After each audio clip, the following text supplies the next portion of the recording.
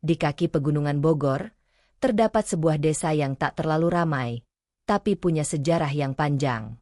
Desa itu menyimpan banyak cerita tentang kesalehan, keberkahan, dan juga kutukan. Di ujung desa, berdiri rumah besar bergaya kolonial yang tampak mulai lapuk dimakan waktu. Di sanalah tinggal seorang perempuan tua bernama Bu Haji Maimunah. Dulu ia dikenal sebagai orang terpandang. Kakeknya adalah tokoh agama terhormat, seorang yang kaya raya namun sangat dermawan. Suatu hari, sang kakek mewakafkan 1 hektar tanah miliknya untuk dijadikan pemakaman umum bagi warga desa. Ia juga menyerahkan sebuah mobil jenazah untuk keperluan masyarakat. Semua orang menghormatinya. Bahkan setelah wafat, nama sang kakek masih disebut dalam doa-doa warga setiap malam Jumat. Namun, darah yang sama tidak mengalir dengan kesalehan yang serupa. Bu Haji Maimunah, cucu sang dermawan, tumbuh dalam limpahan harta, namun juga dalam ketamakan. Perhiasan, rumah, sawah, kebun semuanya telah habis ia jual satu persatu. Warisan yang seharusnya bisa mencukupi 7 turunan, lenyap entah kemana. Kini, hanya tinggal 1 aset yang tersisa. Tanah wakaf pemakaman itu. Tapi itu bukan miliknya, melainkan amanah dari kakeknya untuk masyarakat. Namun, bagi Bu Haji, amanah itu hanyalah sebidang tanah kosong yang bisa diubah jadi uang. Hatinya telah mati terhadap arti wakaf. Yang ia tahu, dia butuh uang, dan tanah itu masih bisa menghasilkan. Sore itu, di ruang tamu yang dipenuhi barang-barang tua dan dinding penuh retakan, Bu Haji duduk memandangi selembar surat perjanjian. Tinta tanda tangan sudah kering. Di balik kaca jendela, sinar matahari terakhir menyinari halaman yang penuh debu. Ia menghembuskan napas lega. Hari penjualan sudah ditetapkan. Pemakaman itu akan digusur, dibangun perumahan mewah. Mobil jenazah sudah dijual diam-diam seminggu lalu sebagai besi tua. Tak ada yang ia rasa. Tidak bersalah, tidak takut. Wajahnya dingin, matanya kosong. Di luar, suara burung gagak terdengar serak. Angin sore berhembus, membawa bau tanah dan bunga Kamboja dari arah pemakaman. Bu Haji menoleh sebentar ke arah jendela. Hanya tanah. Tidak lebih dari itu, gumamnya pelan. Ia tidak tahu bahwa tanah itu sedang mengawasinya. Rumah tua tempat Bu Haji Maimunah tinggal kini lebih menyerupai museum kenangan yang terabaikan. Kursi rotan reot, lemari kaca berdebu, dan potret keluarga hitam putih yang mulai menguning tergantung miring di dinding. Di tengah ruangan, meja kayu tua dipenuhi berkas dan surat-surat jual beli, sebagian bertumpuk, sebagian terjatuh ke lantai tanpa ia pedulikan. Bu Haji menyalakan kipas angin tua di pojok ruangan, yang berderit keras setiap kali berputar. Di tangannya, secangkir teh pahit dingin tak disentuh. Wajahnya keriput, namun sorot matanya tajam. Ia membaca ulang dokumen penjualan yang sudah ditandatangani oleh seorang pengusaha properti dari kota. Dalam waktu 2 hari ke depan, ekskavator akan datang untuk meratakan tanah makam. Ratusan nisan akan digusur, diganti dengan pondasi beton dan gerbang perumahan elit. Ia telah memastikan bahwa semuanya bersih di atas kertas. Ia bersandar di kursi dan memejamkan mata sejenak. Di benaknya terlintas kembali percakapan terakhirnya dengan makelar tanah.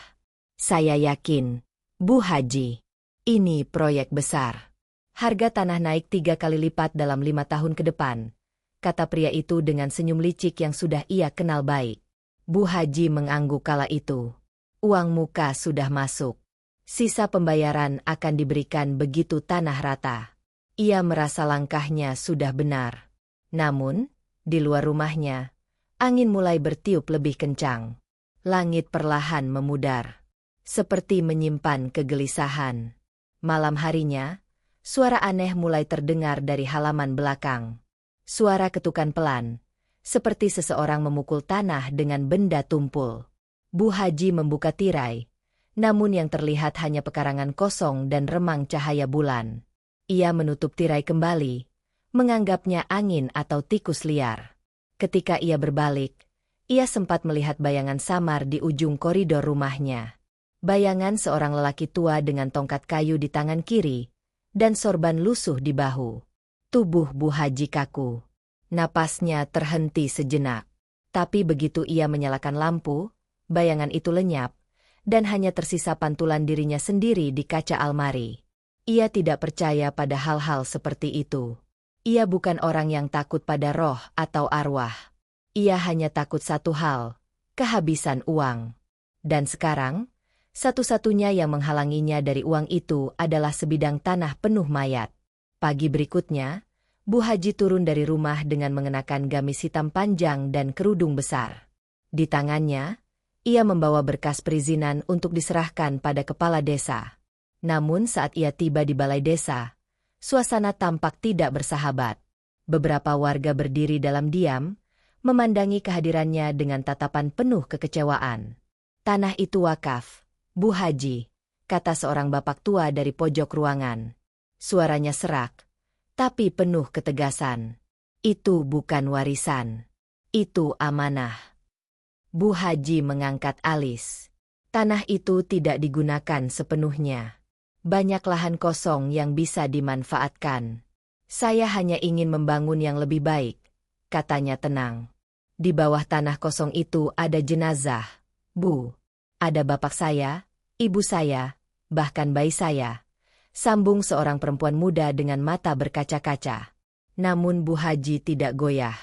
Ia hanya menyerahkan berkas kepada aparat desa, lalu pergi tanpa sepatah kata. Warga tidak bisa berbuat banyak. Surat-surat legal. Pemerintah daerah mengizinkan. Dan tanah itu secara administratif masih atas nama kakek Bu Haji, yang kini telah wafat. Proses wakafnya tidak tercatat dalam hukum formal. Hanya berdasarkan niat dan kata-kata lisan semasa hidup. Saat sore menjelang, Bu Haji kembali ke rumah. Ia berdiri di depan jendela, menatap ke arah pemakaman di kejauhan. Tanah itu kini sepi, hanya nisan-nisan tua yang menonjol seperti gigi patah di tengah rerumputan. Bunga Kamboja berguguran tertiup angin. Burung gagak beterbangan di atasnya. Tanpa ia sadari, seorang anak kecil berdiri di pinggir jalan menatapnya. Anak itu mengenakan baju putih kotor, tanpa alas kaki. Ia menatap lurus ke arah jendela rumah Bu Haji. Saat mata mereka bertemu, anak itu mengangkat tangan dan menunjuk ke arah tanah pemakaman, lalu menghilang di balik kabut senja. Bu Haji menarik napas panjang, mencoba mengusir kegelisahan yang mulai merayap. Ia berjalan ke dapur, membuat kopi. Saat ia membuka kulkas, bau anyir menusuk hidungnya. Ia memeriksa isinya, tapi tidak menemukan apapun yang basi. Semua tampak normal. Tapi bau itu tidak hilang. Malam itu, ia kembali mendengar suara ketukan. Kali ini lebih keras. Seperti suara tanah yang digali dari dalam. Ia bangkit dari tempat tidur, mengambil senter, dan keluar rumah. Dengan langkah pelan, ia menyusuri jalan setapak menuju pemakaman. Langit malam dipenuhi kabut tipis. Angin diam. Tak ada suara jangkrik. Tak ada cahaya. Saat ia tiba di tengah makam, ia berdiri tepat di atas nisan yang dulu tertulis nama kakeknya. Tapi nisan itu hilang. Tanahnya rata. Tak ada bekas sama sekali. Hanya tanah lembab yang baru seperti baru saja digali, lalu ditimbun kembali. Ia mengernyit, menunduk, lalu menyentuh tanah itu. Hang! Seolah ada sesuatu yang hidup di bawahnya. Tiba-tiba, tanah itu berdenyut. Perlahan. Seperti jantung raksasa yang berdetak dari dalam bumi. Bu Haji mundur satu langkah. Nafasnya mulai tercekat. Tapi ia tidak berteriak. Tidak lari. Ia hanya berdiri, diam, menatap tanah itu dengan tatapan kosong. Lalu ia tersenyum kecil. Besok semua ini akan rata. Tidak akan ada yang mengingatmu lagi, Kek. Ucapnya pelan. Ia berbalik dan kembali ke rumah. Tidak melihat bahwa tepat setelah ia pergi, tanah tempat ia berdiri tadi mengeluarkan retakan kecil. Suara erangan dalam sekali menggema dari dasar bumi. Dan malam pun kembali senyap. Pagi hari itu, langit Bogor mendung sejak fajar. Awan-awan gelap bergulung seperti amarah yang tertahan. Udara lembab. Burung-burung enggan berkicau, seolah tahu bahwa hari itu bukan hari biasa. Di ujung pemakaman, truk pengangkut ekskavator mulai masuk ke tanah wakaf. Sopirnya, lelaki muda dari kota bernama Miko, menyalakan mesin berat dengan enggan. Ia tidak terlalu peduli dengan jenis tanah yang akan digusur. Yang penting bayarannya masuk. Tapi sejak tiba pagi itu, ada sesuatu yang membuat bulu kuduknya merinding. Ia merasa seperti dilihat, meski tak ada siapapun di sekeliling. Bu Haji Maimunah datang menyusul dengan mobil sewaan. Ia mengenakan pakaian rapi seperti hendak pergi ke pasar. Baju batik kuning tua, kerudung putih bersih, dan sandal kulit. Wajahnya berseri. Ia bahkan membawa termos dan bekal makanan, berniat menghabiskan waktu di sana, memantau langsung proses penghancuran makam. Dengan suara lantang, ia memberi instruksi. Mulai dari bagian tengah. Ratakan sampai pinggir. Jangan sisakan nisan satupun. Miko hanya mengangguk. Tidak ada emosi. Ia memutar kunci mesin, lalu menggerakkan tuas ekskavator. Alat berat itu mulai berjalan. Rantainya mengoyak tanah perlahan. Ember baja raksasa turun menghantam tanah, mengangkat sebongkah gundukan makam pertama. Retak. Kayu nisan patah di tengah. Tanah merah mengelupas. Plastik pembungkus mayat tersingkap sebentar sebelum terkubur kembali oleh gundukan debu. Tak jauh dari sana, warga desa hanya bisa menyaksikan dari kejauhan. Mereka berkumpul diam di balik pagar bambu tua yang memisahkan pemakaman dengan jalan desa. Beberapa perempuan menangis pelan, menghapus air mata di balik kerudung. Lelaki tua menggenggam tasbih, merapal doa-doa. Tapi tak ada yang berani mendekat. Semua tahu, Bu Haji punya kuasa dan legalitas di tangannya. Namun satu orang keluar dari kerumunan. Seorang lelaki tua dengan sorban abu-abu dan tongkat di tangan. Ia berjalan perlahan menuju batas pemakaman, memandangi Bu Haji yang duduk di kursi lipatnya di pinggir lokasi. Bu Haji, panggilnya pelan, namun cukup jelas terdengar. Apakah ibu benar yakin ingin melakukan ini? Bu Haji menoleh. Ia mengenali lelaki itu. Ustaz Karim. Murid dari kakeknya sendiri semasa muda. Sudah terlambat untuk bicara. Ustaz. Semua surat lengkap. Sudah ada perjanjian resmi. Jawab Bu Haji tanpa ekspresi. Ustaz Karim tidak tersinggung. Ia hanya berdiri di sana dengan mata tenang, seolah melihat sesuatu yang tak bisa dilihat mata biasa. Tanah ini pernah didoakan oleh para wali. Makam ini bukan cuma tempat jasad dikubur. Ada ruh yang bersemayam. Ada doa yang tertanam di tiap jengkal tanah, ucap Ustaz Karim. Kalau memang mereka ruh orang baik, kenapa harus takut pada alat berat? Jawab Bu Haji sinis, lalu berdiri dan berjalan menjauh. Tepat saat itu, suara ekskavator mengeluarkan bunyi aneh. Mesin bergetar, lalu mengeluarkan dentuman keras. Ember baja berhenti di udara. Tak bisa turun. Miko memukul-mukul panel kendali. Mesin tak merespons. Ia turun dan membuka tutup mesin. Aneh. Tidak ada kerusakan. Tapi saat ia berdiri dan melihat kembali ke arah tanah yang tadi ia gali, ia merasa perutnya mual tiba-tiba. Ada sesuatu yang muncul dari tanah. Sepotong kain kafan kotor, tergulung seperti tali, keluar dari gundukan tanah. Kain itu bergerak perlahan, meliuk, seolah hidup. Miko mundur cepat-cepat, terjatuh. Bu Haji, ada yang aneh di sini, teriaknya. Bu Haji bergegas menghampiri, tapi ketika ia sampai, kain kafan itu sudah lenyap. Hanya tanah yang terbuka dan bau busuk menusuk hidung. Apa ini lelucon kalian? Tanya Bu Haji tajam. Tidak, Bu. Saya sumpah, tadi ada yang bergerak. Jawab Miko gemetar. Bu Haji memandang ke sekeliling. Tak ada siapapun mendekat. Warga desa sudah menyingkir lebih jauh. Bahkan Ustaz Karim pun sudah tidak terlihat lagi. Hanya angin kencang yang berembus melewati dedaunan, mengangkat debu dari tanah makam yang terbongkar. Teruskan saja. Jangan percaya omong kosong, perintah Bu Haji, meski suaranya mulai goyah. Miko naik kembali ke ekskavator. Tapi kali ini ia bekerja lebih cepat. Ia ingin menyelesaikan tugas ini secepat mungkin dan pergi dari tempat ini. Namun makin dalam ia menggali, makin aneh kejadian yang muncul. Tanah berubah lembek, seperti lumpur. Ember ekskavator mencungkil sesuatu yang keras. Awalnya ia kira batu. Tapi saat tanah runtuh dari permukaannya, tampak sebuah peti kayu tua. Terukir ukiran Arab gundul di permukaannya.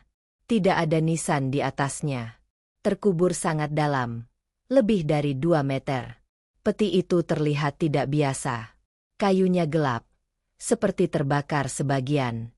Ketika ember ekskavator menyentuh peti itu, terdengar suara retakan keras, bukan dari kayu, tapi dari dalam tanah. Bu Haji menatap peti itu dari kejauhan. Bibirnya bergetar pelan, meski ia mencoba tetap tenang. "Apa itu?" tanyanya pada Miko. "Entah. Tapi saya tidak mau buka. Ini bukan bagian dari pekerjaan saya." Bu Haji tidak menjawab. Ia melangkah pelan mendekati peti itu. Setiap langkah terasa berat. Tanah di bawahnya seperti menarik-narik kakinya. Ketika ia berdiri di samping peti, tiba-tiba terdengar suara seperti napas berat dari bawah. "Bu Haji, minggir. Jangan dekat-dekat," teriak Miko, tapi terlambat. Tanah tempat Bu Haji berdiri tiba-tiba bergetar hebat. Getaran itu menyebar seperti gelombang air. Peti tua itu bergoyang. Tanah mulai retak, tepat di bawah kaki Bu Haji. Retakan itu kecil, namun cepat membesar. Membelah tanah seperti mulut raksasa yang lapar. Bu Haji terjerembab, mencoba menjaga keseimbangan, tapi kakinya tergelincir masuk ke dalam lubang. Ia berteriak, tangannya berusaha meraih sisi peti kayu. Miko meloncat dari ekskavator, mencoba menolong, tapi jaraknya terlalu jauh. Dalam satu gerakan mengerikan, tanah membuka lebih lebar, dan Bu Haji jatuh ke dalam retakan hitam pekat itu. Teriakannya menggema, menembus bumi. Namun sedetik setelah tubuhnya lenyap ke dalam retakan, tanah itu kembali menutup. Rapat, seolah tak pernah terbuka. Tak ada jejak, tak ada lubang. Hanya tanah datar, basah, dan sepi. Miko membeku. Ia menatap ke tempat terakhir Bu Haji berdiri. Nafasnya tersengal. Ia mundur perlahan, lalu lari terbirit-birit menjauh dari lokasi. Warga yang menyaksikan dari jauh menjerit. Beberapa pingsan. Sebagian berlari ke arah pemakaman. Tapi ketika mereka sampai, semua telah sunyi. Tak ada tanda bahwa seseorang baru saja ditelan bumi. Hanya nisan-nisan tua yang bergetar pelan ditiup angin. 3 hari telah berlalu sejak kejadian di tanah wakaf. Bu Haji Maimunah lenyap begitu saja, ditelan bumi tanpa jejak. Ekskavator dibiarkan terbengkalai di pinggir lokasi, berkarat disiram hujan malam. Miko, operator mesin, tidak pernah kembali. Ia pergi malam itu juga ke kota, mengganti nomor ponselnya, dan menghilang dari semua kontak. Berita tentang hilangnya Bu Haji menyebar dengan cepat ke seluruh pelosok desa. Namun, tidak seperti berita kehilangan biasa, peristiwa ini dibungkus dengan ketakutan. Orang-orang mulai berbisik di warung kopi, di musala kecil, bahkan di tepi sawah. Bukan hanya karena Bu Haji hilang secara misterius, tetapi karena suara. Suara itu datang malam hari, saat azan Isya usai dan rumah-rumah mulai merapatkan pintu. Saat angin mulai membelai jendela dan daun-daun berguguran dari pohon Kamboja yang berdiri di sekitar makam. Suaranya jelas. Suara seorang perempuan tua. Serak, lemah, namun memilukan. "Tolong, tolong aku. Maafkan aku. Ampun, jangan tinggal aku sendirian di sini." Pertama kali suara itu terdengar oleh seorang anak kecil bernama Raffi. Malam itu, ia bermain terlalu lama di luar rumah dan melewati pagar dekat makam dalam perjalanan pulang. Ia melihat ke arah tanah lapang itu, dan mendengar rintihan seperti dari bawah tanah. Ia lari pulang sambil menangis, memeluk ibunya, dan sejak malam itu demam tinggi tanpa sebab. Besoknya, suara itu terdengar oleh dua orang remaja yang melewati jalan belakang dekat pemakaman sepulang dari musala. Mereka tidak berbicara banyak, hanya saling menatap pucat dan berlari pulang tanpa menoleh ke belakang. Keesokan paginya, warga desa berkumpul di balai desa. Kepala desa, Pak Rojak, mencoba menenangkan suasana. Namun ia sendiri tidak bisa menjelaskan apa yang terjadi. Kita tunggu beberapa hari lagi. Mungkin ini hanya halusinasi, ucapnya gugup. Namun Ustaz Karim berdiri dari pojok ruangan dan berkata dengan suara berat, "Ini bukan halusinasi. Ini adalah peringatan. Dan ini belum selesai." Semua mata memandangnya. Saya sudah memperingatkan Bu Haji, tapi dia menolak mendengar. Dan kini tanah itu menuntut. Bukan hanya tubuhnya yang ditelan, tapi juga ruhnya yang tidak diterima di bumi, dan ditolak langit, ucapnya lagi. Seorang ibu muda dari sudut ruangan menjerit kecil. "Lalu kami harus apa, Ustaz?" Suara itu tiap malam masuk ke rumah. "Anakku sampai mimpi buruk." Suara itu menangis seperti minta tolong. Ustaz Karim menunduk. Ia tahu, ini bukan perkara yang bisa diselesaikan dengan air garam atau asap kemenyan. Ini adalah luka lama yang dibuka paksa. Tanah yang diberkahi telah dinodai. Wakaf yang suci telah dijadikan komoditas. Malam itu, warga sepakat untuk mengadakan doa bersama di sekitar pemakaman. Lampu petromax dinyalakan. Beberapa tikar digelar di bawah pohon Kamboja tua. Ustaz Karim memimpin doa. Puluhan warga datang, membawa Al-Quran dan air mineral untuk dibacakan ayat. Ada harapan bahwa doa bisa menenangkan tempat itu, meredakan tangisan yang terus terdengar. Namun yang terjadi malam itu, jauh dari harapan. Baru setengah jam doa berlangsung, angin berubah. Kencang, dingin, seperti berhembus dari dalam kubur. Lampu petromax bergoyang keras. Beberapa padam. Langit yang tadinya terang oleh bulan, tiba-tiba tertutup awan hitam. Lalu, terdengar suara. Jelas. Deka. Tepat dari bawah tempat mereka duduk. "Ampuni aku tidak tahu. Tolong aku keluar. Jangan biarkan aku di sini." Suara itu lirih namun menggema, seolah dinding tanah tak mampu lagi membendung jeritan dari dalam. Beberapa warga langsung berdiri. Ada yang jatuh pingsan. Ada yang muntah. Seorang anak remaja menangis keras-keras, berteriak menyebut nama ibunya. Ustaz Karim memejamkan mata. Tangannya bergetar, tapi mulutnya tetap membaca doa. "Allah, ini tanah wakaf. Ini tanah yang dulu didoakan. Jangan biarkan umat MU disesatkan oleh bisikan yang menyesatkan." Namun suara dari bawah tanah tidak berhenti. "Dia menguburku hidup-hidup. Dia membiarkan mereka menggali makam orang-orang suci. Tolong, aku dingin gelap, tolong." Doa dihentikan. Warga membubarkan diri. Malam itu, tak ada satupun yang tidur nyenyak. Bahkan ayam jantan pun tidak berkokok keesokan paginya. Hari berikutnya, desa menjadi sunyi.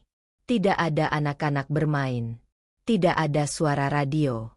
Tidak ada warga yang berani melintas di dekat tanah makam. Beberapa orang tua mulai menyarankan agar makam itu ditutup permanen, dipagari, dan dilarang didekati.